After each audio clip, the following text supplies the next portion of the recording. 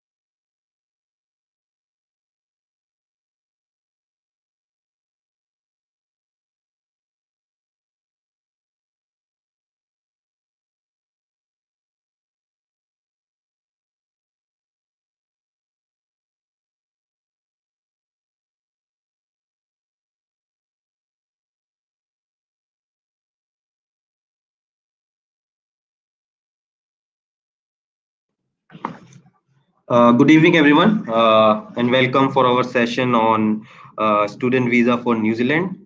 Along with me, I have Ajit, who is our in-house expert for Australia and New Zealand. We will begin with the introduction.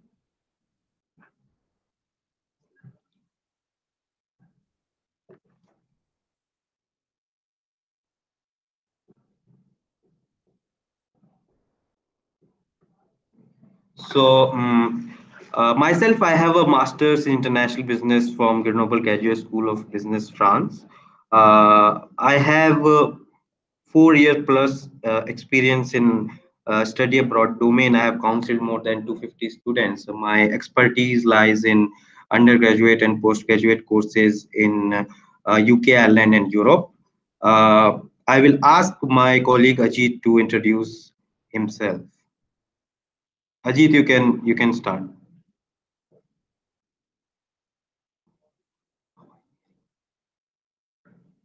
Ajit, we can't hear you. Can you hear me now? Hello? Can you hear me now?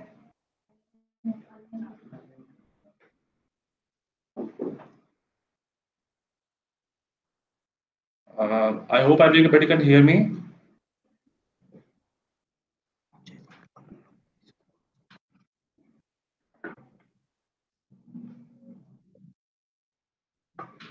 Can you hear me, Ajit?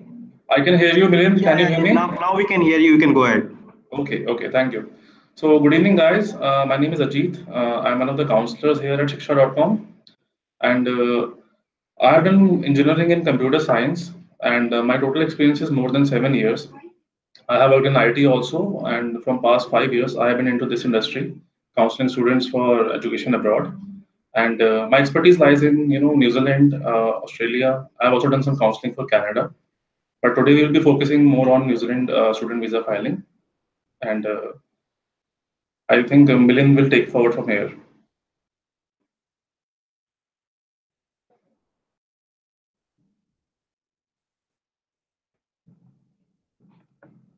Thank you, Ajit.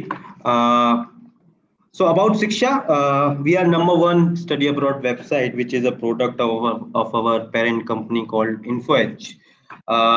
We are informative website. We have listings of almost top and popular universities around the world.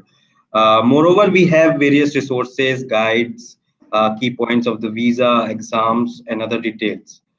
In terms of services, we provide end-to-end counseling, including profile evaluation, shortlisting of the colleges, documents editing like CV, LOR, and SOP, and also in the visa assistance. Uh,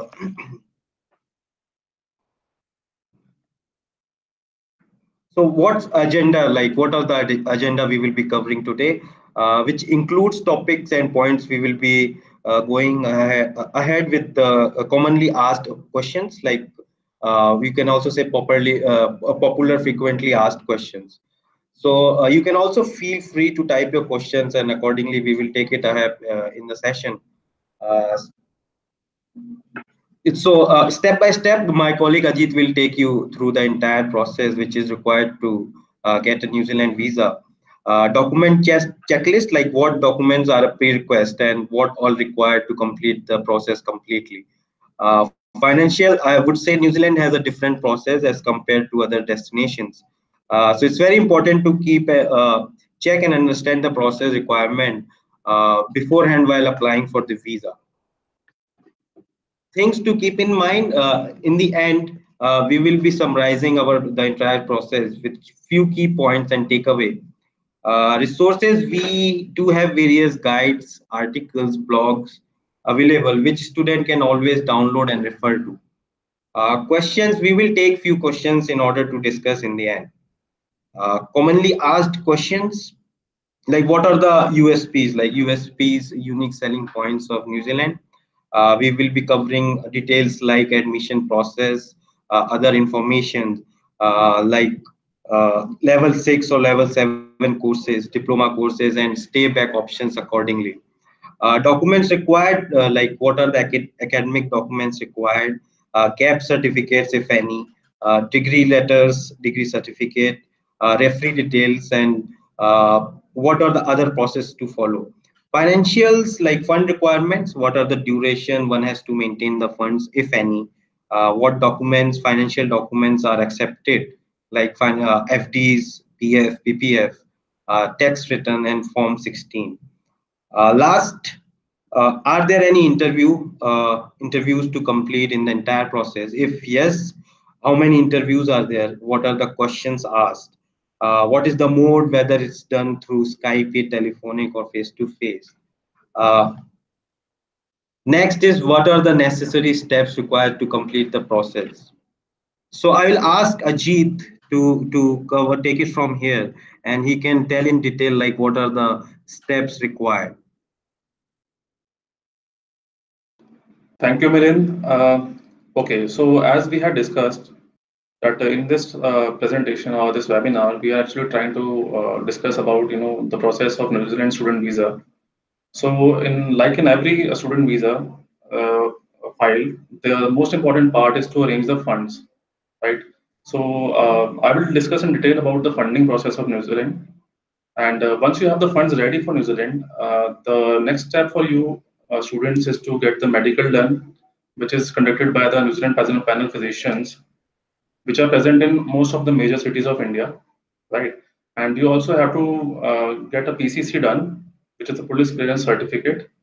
Both of these certificates are required in order to complete your visa filing requirements. Once you have all the funding and PCC, medical, along with other relevant documents, your file is almost complete, and you have to then submit the file. Either you can do it online on the immigration website of New Zealand, or you can do it on offline also, which is done through TT services. We will talk about all these things in detail. So if you have any questions, we can take up them on the in the later session. So after submitting of your file, you receive an AIP mail, which is an approval in principle. It is just like a confirmation of your visa. So the good thing about New Zealand is that you have to transfer the funds only after the visa has been approved. In most of the major countries like Canada, Australia, this thing is not there. You have to transfer the first semester tuition fees in advance. So on getting the visa, you have to transfer funds to the college and to the bank if required. So let us begin with the visa filing documents first, right? So in order to complete the visa filing documents, there is a form that you guys need to fill. So that form is called 1012 form. It is available on Immigration New Zealand's website also.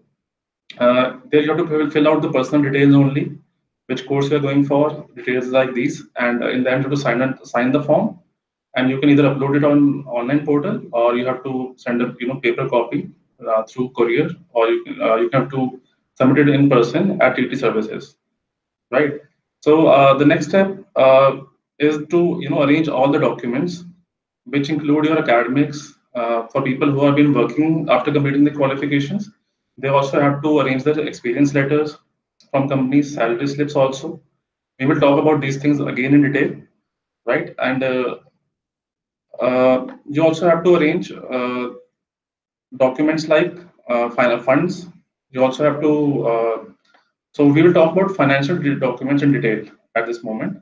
So if you are showing savings account, there are two options for students. Either they can show savings, or either they can show a loan letter from the bank. So if you are showing savings, then the savings should be 6 months old. That is the rule of applying for New Zealand. Either it can be savings in bank account, or it can be FD. It can either be a provident fund also. So all these things are acceptable if they are 6 months old in the account and maintained from the 6 months old onwards. The other things that you can show for sponsoring your studies is a loan letter from a bank. So as you must be aware that most of the countries accept education loan, but in New Zealand, personal loan can also be accepted, but to a certain limit. Generally, 40% of personal loan is acceptable. For the remaining, you will have to show proper documentation for it to be acceptable. So in the next slide, I will also tell you who can sponsor your studies. So generally, a sponsor is a person who can help you in getting a setting up the finances for your visa. So generally, it is done by the family members. Immediate family members in New Zealand are accepted. For example, your parents, your grandparents, and your real siblings like your brother and sister. These people can only sponsor you for the student visa of New Zealand, right? And whoever is sponsoring you, he or she has to show all the ID proofs, especially the PAN card and Aadhaar card is very mandatory. Uh, and you have to check the date of birth and address on them, that they should be proper and properly updated as per the KYC guidelines of the bank. For married applicants, their father-in-law and mother-in-law can also be a sponsor. And in case you guys have some blood relative who is a government employee, like your maternal uncle or paternal uncle, then they can also be a guarantor in your loan, education loan, but they cannot show their savings or other things until and unless you live in a joint family. So can be discussed on case-to-case basis if when you contact us. But I will reiterate that ID proofs are very mandatory for all the sponsors. If the date of births are not correct, you should get them corrected as soon as possible so that you can apply timely. So let us move to the next slide. So as we had discussed in the first slide that you also have to get a medical certificate or e-medical done. It is just a small chest X-ray that you need to undergo, and medical certificates are issued by New Zealand panel doctors. So for medical of any country, the High Commission or the Commission of the this embassy of that country assigns some doctors this responsibility of conducting this examination. So in order to find the latest list of New Zealand panel doctors, you can search for them on Google, or you can straight away go to the Immigration New Zealand's website, and you will find a list of panel doctors near to your city. Now, for people who are from tier 2 or tier 3 cities, they might have to go to a main city to get a medical done, because they are generally provided, they are generally available in bigger cities only. Tier 2 and tier 3 cities do not have those many panel doctors in them. For this, you also need to book an appointment, because generally during the time of admissions or intakes, the doctors are very busy. So it's better that you book in, get an appointment in advance. And it can take anywhere from 2 to 3 weeks to get your medical done. So it is advised that you time it properly. The other important thing is that the medical is valid for 3 months only. So I would recommend, what I recommend to the students is that first they get arrange their funds, especially the loan, because loan sometimes takes time. And once everything is ready on the funds part, then they go for the medical. They book an appointment and then they should go for the medical. Next, I will also tell you about the PCC certificate, which is also called Police Clearance Certificate. So let us move to the next slide. So PCC, as I told you, is the Police Clearance Certificate. It is issued by the local police station where the applicant is staying. So it is a kind of a proof or a certificate, issued by the police that there's no pending case or any dispute in your application. They are fine with you going abroad, and your character. It is actually a character certificate. So if you are a good character person, then only you will be getting a visa. So that is why it is mandatory to get a PCC certificate for New Zealand. The validity of this certificate is for 6 months, and you can apply for this certificate online also in some states. But in some states, you have to go in person, meet the local area SHO or maybe the officer in a police station, and talk to them that I'm planning for New Zealand and I want to have a PCC certificate. So this generally takes around 2 to 3 weeks again. You can walk into the police station or you can check online if it is available or not. So if you have once you have done the PCC and medical and your funds are ready, then the most of the thing is almost ready. The other things that you need to do, I will just let you know. Let us move to the next slide for this.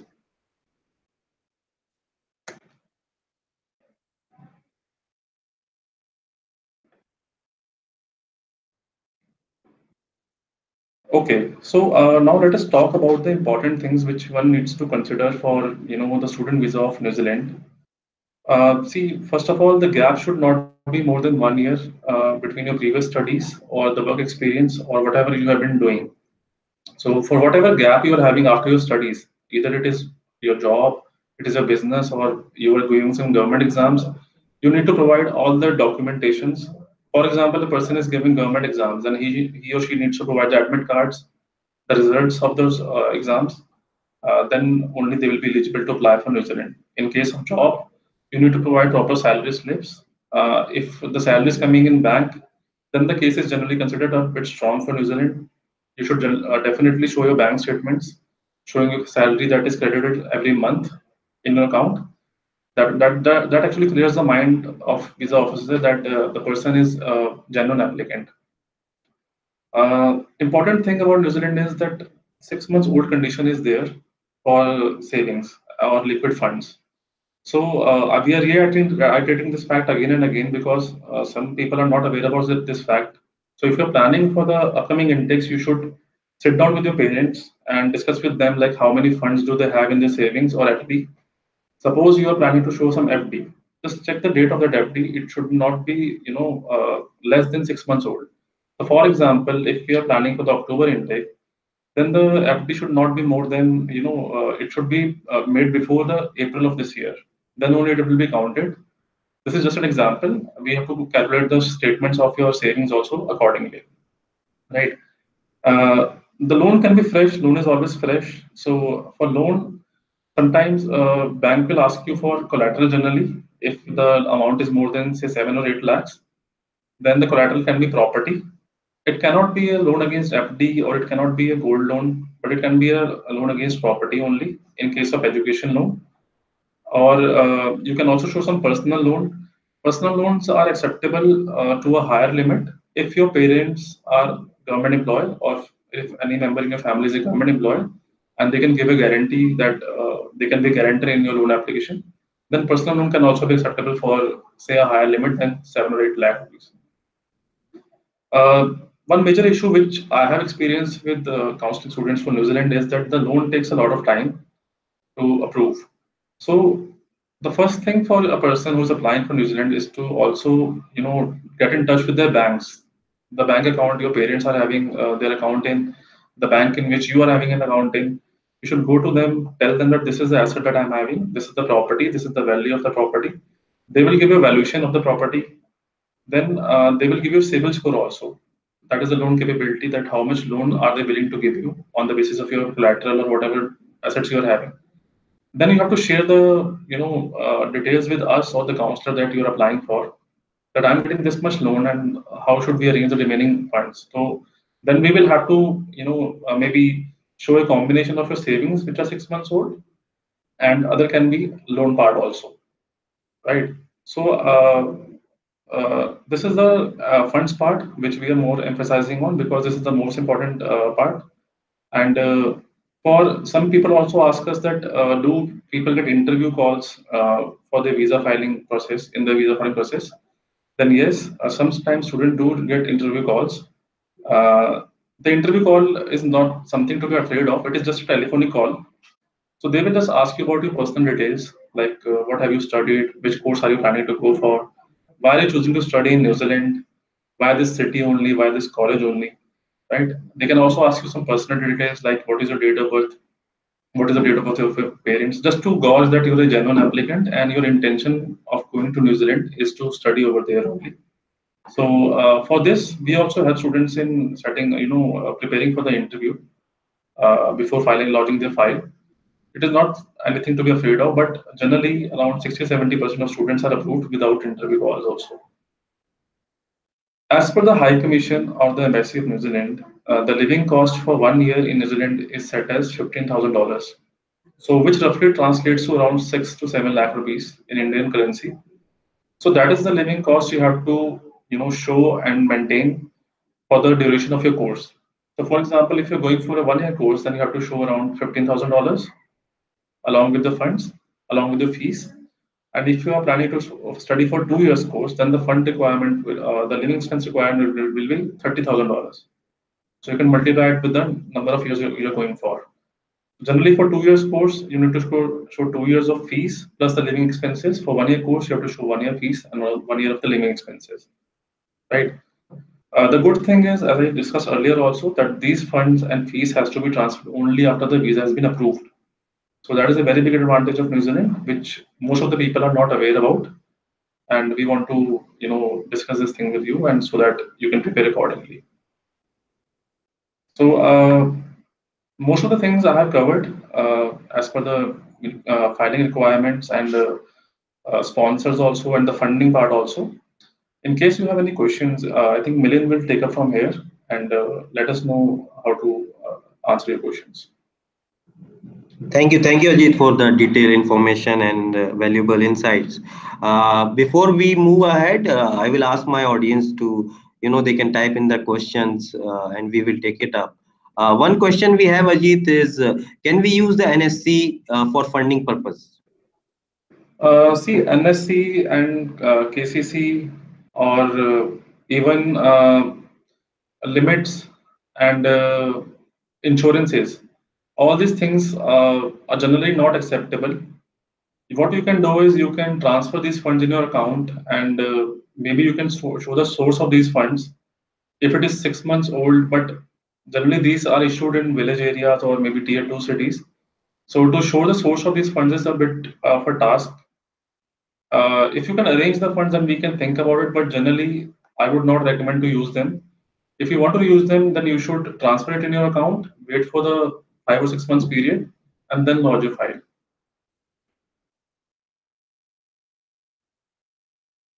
Okay, thank you, Ajit. Next question we have is just a minute.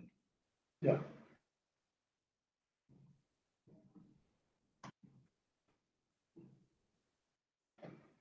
How to show funds if you are going for a 3 year or 4 year course? See, if you're going for a 3 year or 4 year course, the High Commission requires you to show at least 2 years of fund, right? It is generally recommended that you show at least 2 years of your planning, 2 years of your funds, and the rest, if it is a suppose a 3 years course, you can show around 25 to 30 lakh rupees, which is roughly the 2 years amount that you need to show. And for the third year, you can show a payment plan, or you can attach the ITRs of your family income proofs, that you can cover the third year fees also with your the funds which are available to you.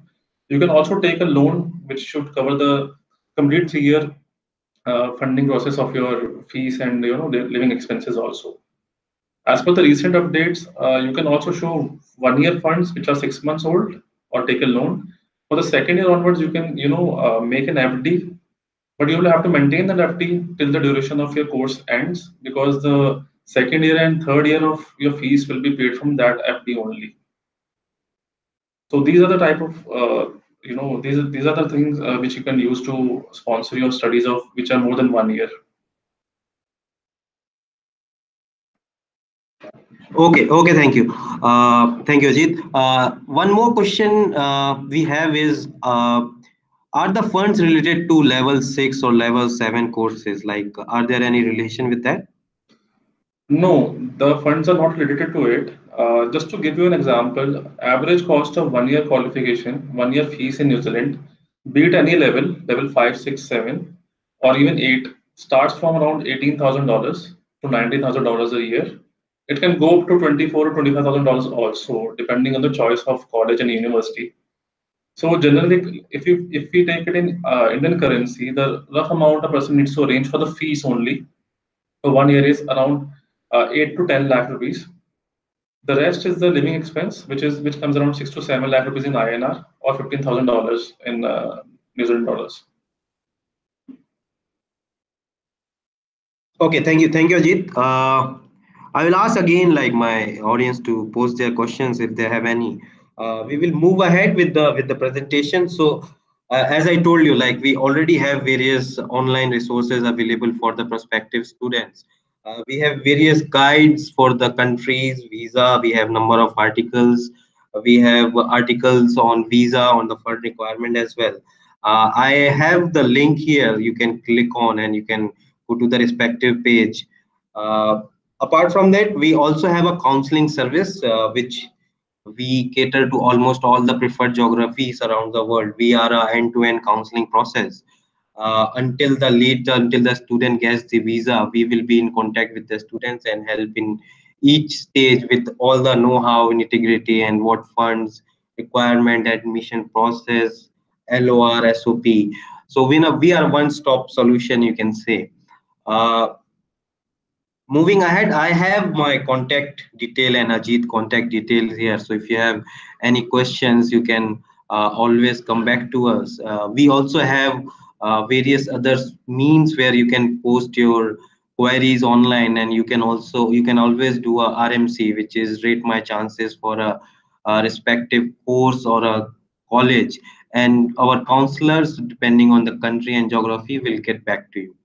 So I'm waiting for a few more questions if any student want to ask, and we will wrap up after that.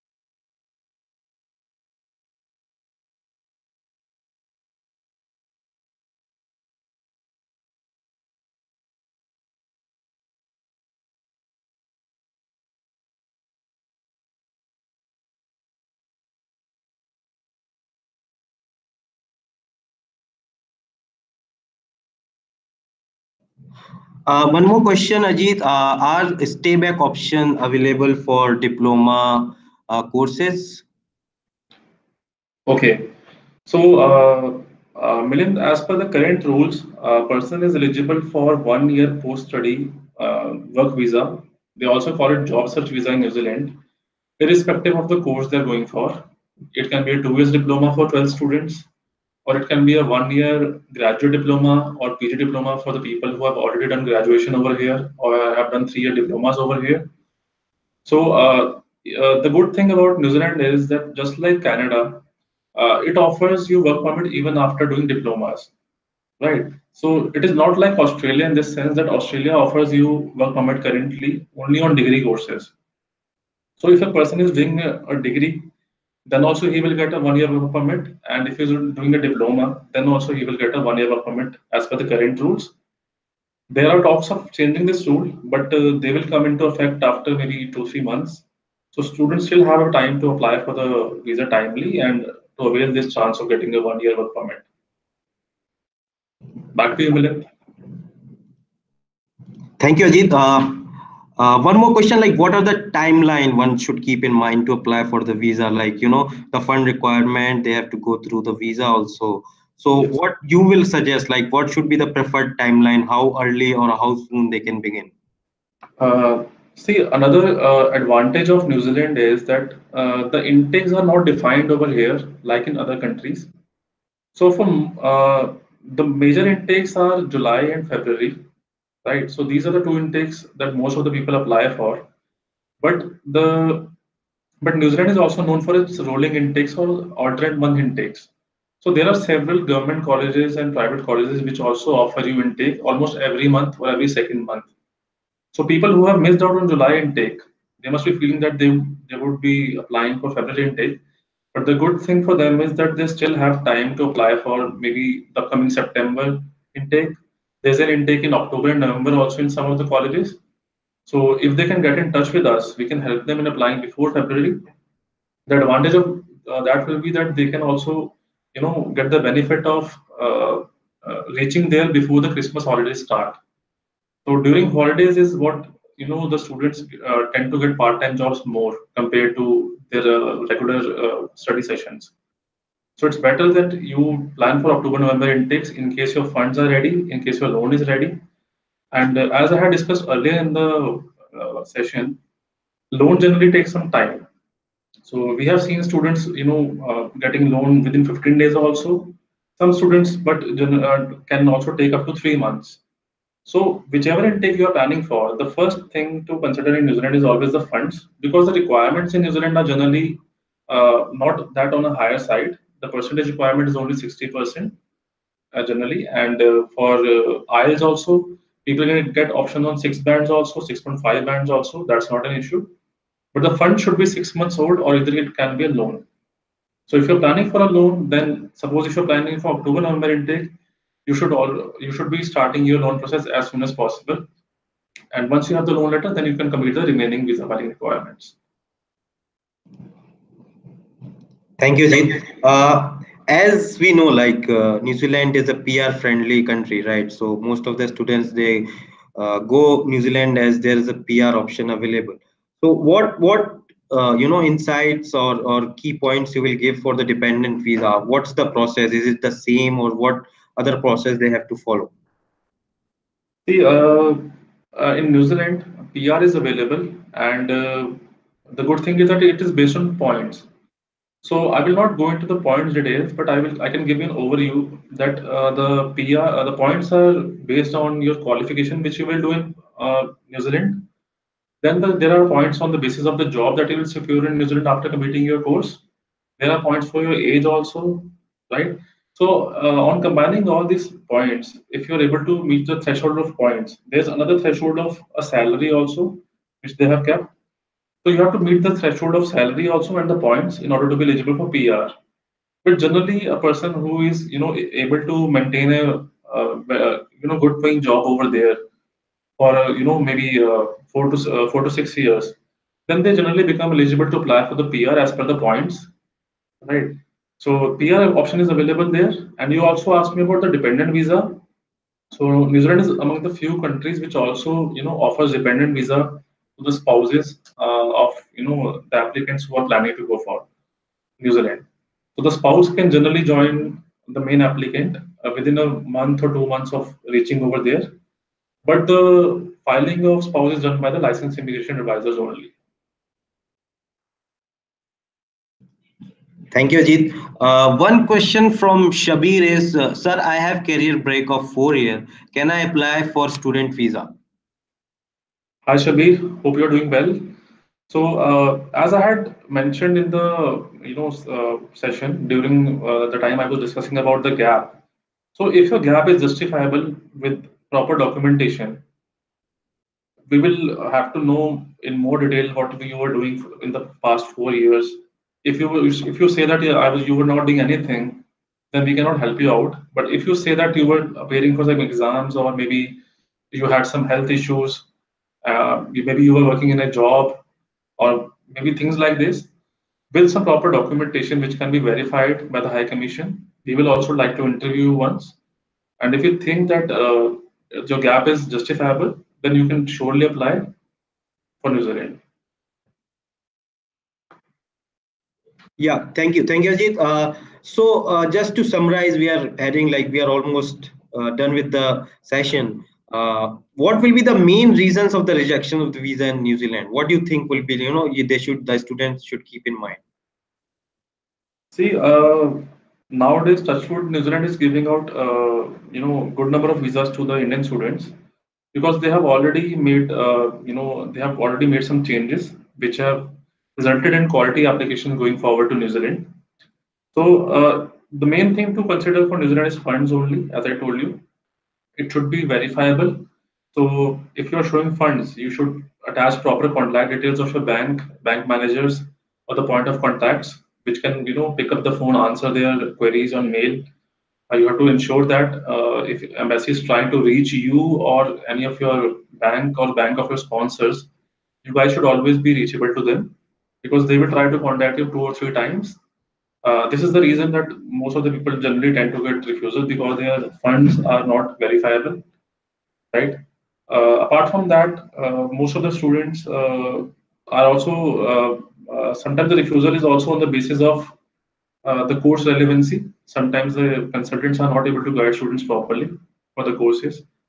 So in New Zealand, course relevancy is also a big deal.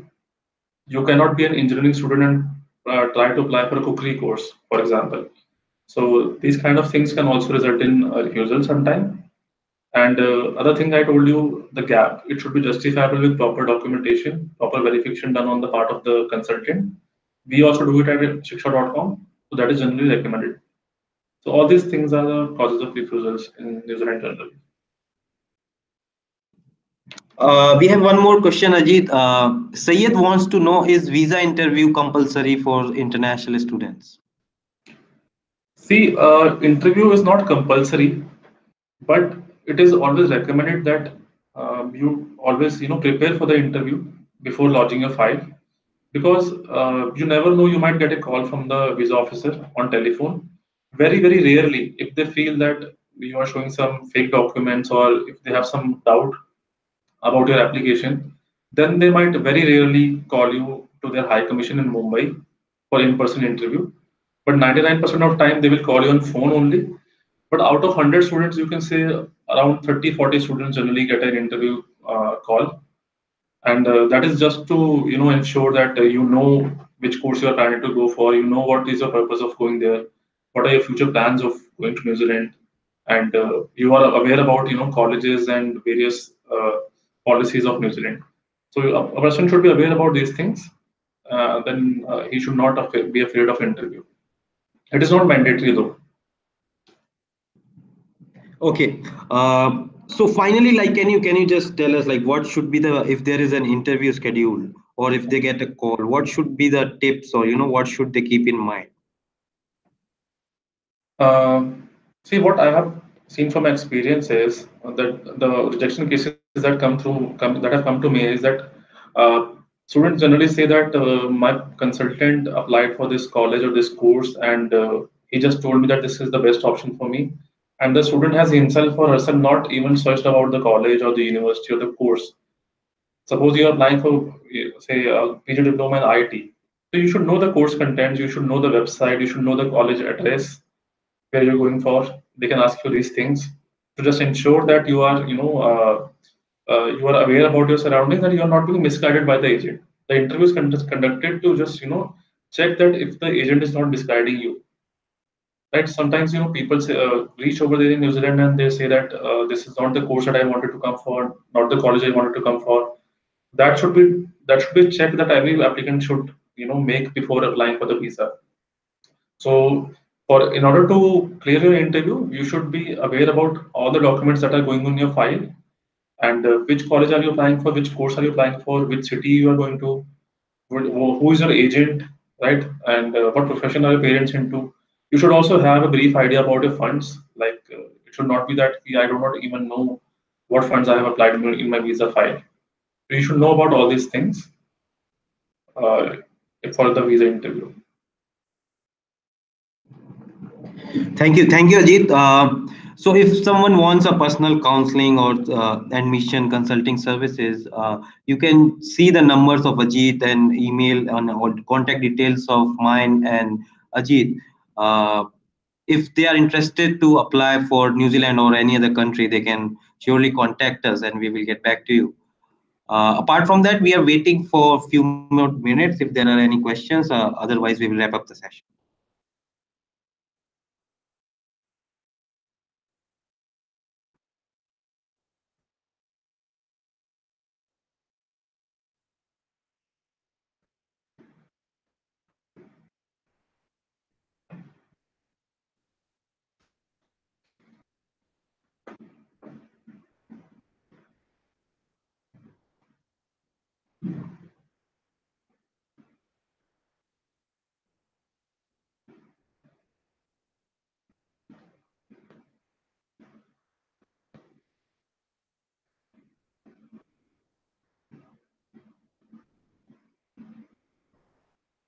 Ajit, we have a last question. What is the processing time of the visa? How much time does it take to get the visa decision? Um, See, as per the High Commission website, they can take around 30 days to 45 days to process the visa. But if you check the TT Services website, they have also mentioned that sometimes it can take up to 84 days also to get the visa. But if you apply well before the intake, that is, suppose if you're planning for November intake, and if you apply for your file before, say, October, or if you file for your visa in the month of October starting, then your chances of getting a visa are good between 2 to 3 weeks is more than enough, I think.